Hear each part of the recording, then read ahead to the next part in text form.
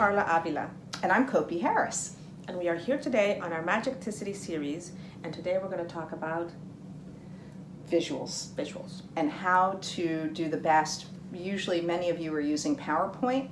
How to create the simplest and most effective visuals that you can create for your audience. So let's talk about bullet points first, because I don't know if I told you this, I might have. For many, many years, I went around the world and I polled my audiences and I said, how many of you the visuals that you like best when you're in the audience, for how many of you are those bullet point visuals? Almost never saw a hand raised. This is around the world, probably polled hundreds and hundreds of people, at least 300 people.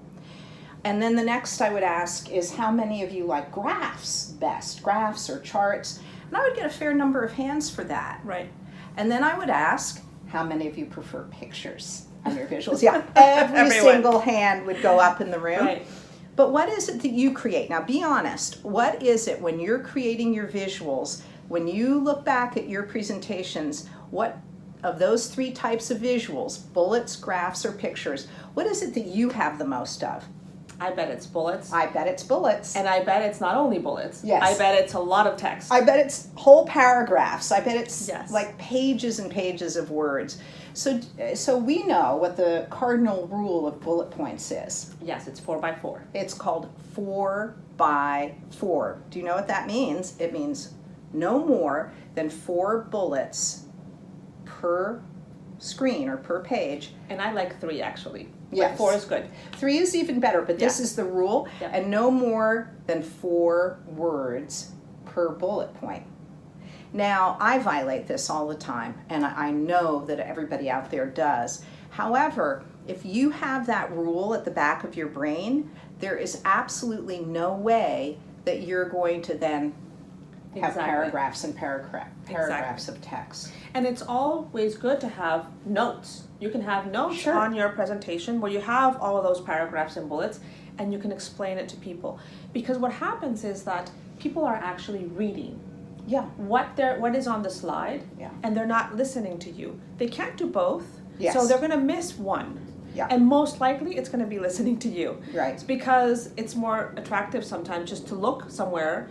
Your mind goes to reading whatever's there, and you're really not listening. That's right. So keep the notes with all the information you want, put the bullets, and then talk about the bullets. Yeah. Right? Yeah, exactly. And so we'll talk a little bit more in another webcast about how to actually work with your visuals.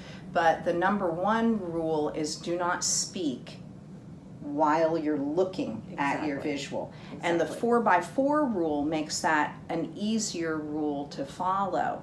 But absolutely keep your notes. But what I say to people, the notes are like Linus's security blanket on the Peanuts cartoon. Linus didn't really have to have that security blanket with him. He just felt that he did. It made him feel better. You're probably never ever going to look at your notes. They are your security blanket.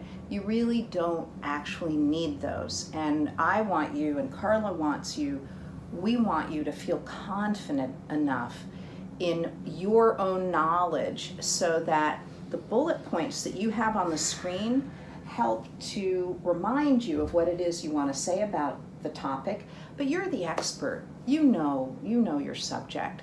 So those notes are nice to have to make you feel better, but they're really not necessary for the presentation. That's right. The other thing I think is important with regards to visuals is I like to have a visual per topic. So when you're preparing, you have the visuals per topic, and then when you start your speech or you start your presentation, you may want to tell people what is in the presentation and what they're going to find in the slides, so that they already have that, and you reduce the curiosity of starting to read immediately, right? So they know what to expect, And you also set the tone for what's going to happen. So I think that's a good idea, right? So is this to tell them what you're going to tell them, Exactly. tell them, and tell them what you told them? Yes. Yeah, exactly.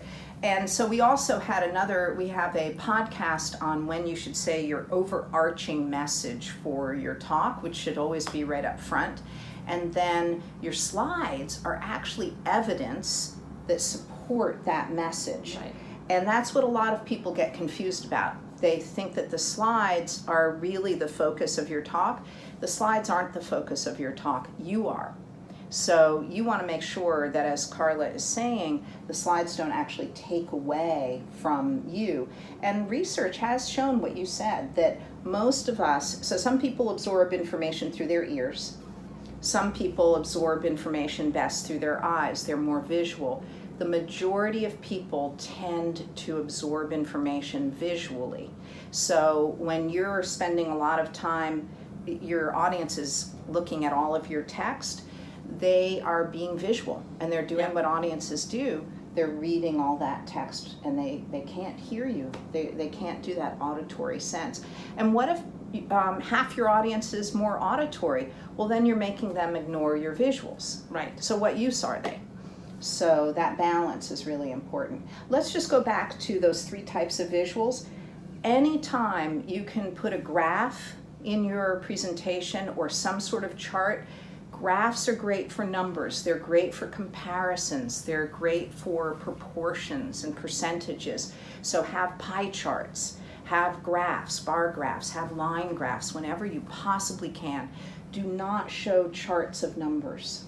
Because also, you may not be able to read them from afar. You almost undoubtedly can't. Exactly. So also take consideration of the size of the font that you'll be using and the type of font, so that think about the audience. Will they be able to see it halfway down the room? Yeah. So maybe the first row will be able to see it. What about the rest? So think about that, so that if they're not going to be able to read it, it's better not to put it in. Yeah.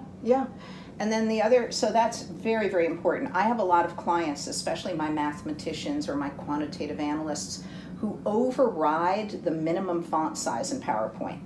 Why would you do that? Don't do that.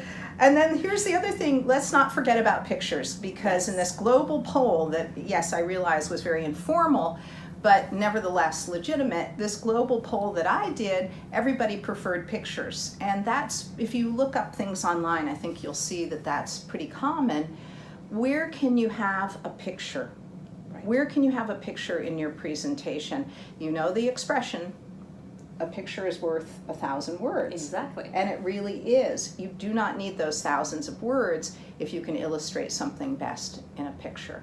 So that's it. That's it for now. It's Yes. it's not really covering the whole topic, but in a future webcast, we will talk to you about how to actually work with those visuals, whether you're seated at a table and you have a book, or whether you've got a huge screen behind you and you're on stage, or whether you're on the phone, presenting over the phone. So that'll be for the future. But in the meantime, if people want to contact us, they can write to contact@magicticity.com or our website, and please send us your comments and ideas. Thank you very much. Thank you.